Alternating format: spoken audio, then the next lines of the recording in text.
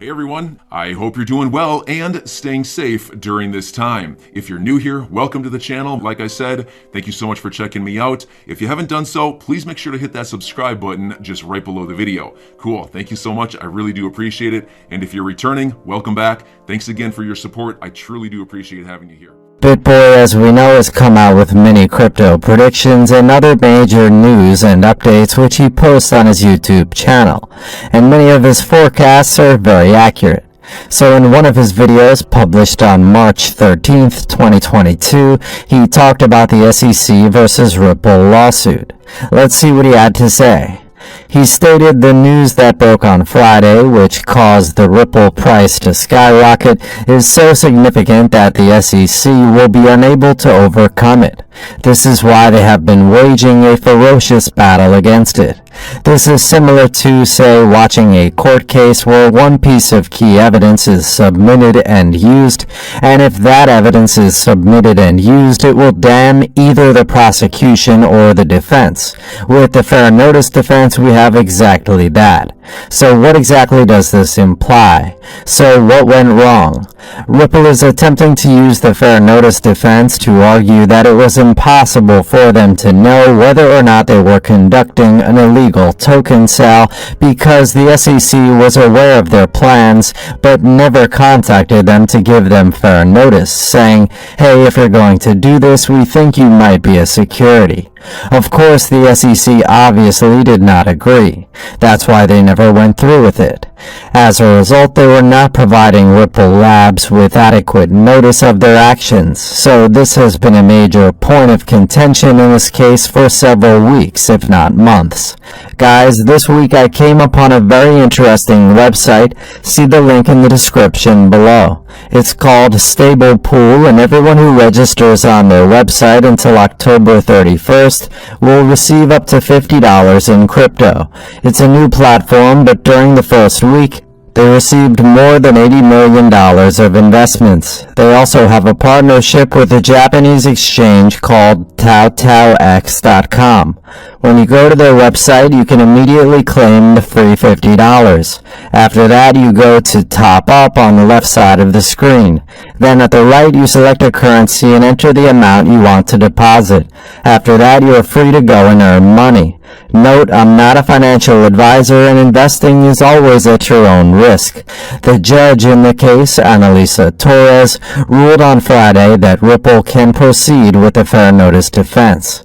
The SEC had been trying to shut this down and prevent them from doing so. As a result, we've arrived at a point where everything is clear. There was no prior notice. Ripple received no notice from the SEC prior to the token sale. That is the entire point of the argument. The SEC has nothing because there was no notice, and Ripple will now be able to use the fair notice defense. At this point, they're grasping at straws. That's why you've seen the SEC's slow posturing, as well as Gary Gensler's, Hester Pierce's, and everyone else involved. He went on to say that it's important to note that there are some people out there, such as Jeremy Hogan, who are claiming that this is a huge deal. You've also got people like John Deaton, another well-known Ripple lawyer. He isn't an attorney for Ripple after all. A class action lawsuit has been filed against him, and he claims, as he always does, that this is unimportant. And the reason for this is that he knew the SEC would never strike this down. In his mind, the decision on whether or not to allow Ripple to use the fair notice defense was a foregone conclusion. He believes that the most crucial situation here, that the most crucial fact in this case, will revolve around the William Hinman emails. If you're unfamiliar with William Hinman, he was the SEC's general counsel in 2015, and he was in charge of all business-related activities. And he essentially stated that Ethereum was not a security, and a lot of people believed it to be true. Many of the same qualifications he used in that talk when he said Ethereum isn't a security also apply to Ripple and XRP. So basically the idea is that if his emails that have been floating around the SEC are allowed to be turned into this case, it will be further damnation for the SEC because it will be clear that no one thought XRP was a security back then. Outgoing SEC Commissioner Jay Clayton files this lawsuit as he moves on and Gary Gensler enters. He knew they wouldn't be able to win this case. He only wanted to give Ripple and XRP investors headaches. And if you own XRP, you should be furious that this situation has been allowed to continue. The good news is that this is similar to a raging volcano, and when the volcano erupts, all the magma is getting ready to be absolutely rocketed out. That is when the lawsuit will be officially concluded. The price of XRP is going to skyrocket once the settlement is finalized. There is no doubt about it. And it'll set XRP up in such a way that even if it doesn't go to, say, $5 or $10 after this case is resolved, it'll have opened the door for more investment by retail investors who were previously afraid of Ripple. That is to say, the upside for Ripple and XRP is now significantly higher than it was previously. This, I believe, is the way your future will look, XRP investors. It's going to be a piece of cake for you. The price of XRP is about to skyrocket. You'll be so glad you holded, so glad you stuck with it through all the FUD and the SEC case. You were the only one who could invest when no one else could. You'll look back and think to yourself, man, I'm glad it worked out the way it did. And I believe that's how we'll all see XRP's true potential once the lawsuit is over. Furthermore, Ripple, a blockchain startup based in San Francisco, has big plans for the NFT market. Ripple announced its $250 million Creators Fund last week to support non-fungible token projects on its blockchain. Already working on the XRP ledger, the RippleX team will soon propose a new NFT standard for its NFT DevNet. Ripple stated that it intends to work with developers by providing them with the necessary tools and financial assistance to get their NFT projects off the ground. Ripple believes that its XRP ledger is well suited to the development of NFT projects. XRPL is ideal for NFT projects because of its low transaction costs, long-term viability, and ease of use. According to the official Ripple blog post, the XRP ledger was built with ease of use and native token functionality in mind. NFT DevNet, a beta environment designed to improve NFT support on the XRPL, was released in January and lowers the technical barriers to entry for those looking to get started creating NFTs or join the Web3 movement and experiment with tokenization use cases. Users can get started on their upcoming NFT project using Ripple's NFT DevNet, regardless of their experience level. It's completely customizable and scalable for both small and large projects.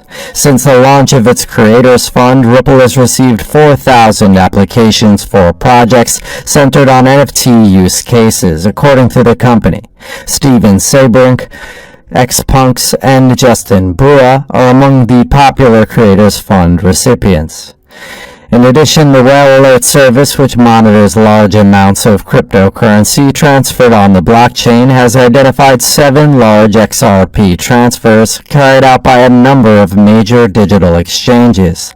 More than half of this XRP total, 100 million coins, was wired in one go. Meanwhile, the Ripple-affiliated cryptocurrency is still in the red, having lost about 12% in the last 3 days. The Whale Alert team announced that a total of 230.6 million XRP coins were moved in chunks of 15 million and 20 million by the Whale Alert team. Only 2 of the 7 transactions were worth more than 20 million and 29 million XRP respectively.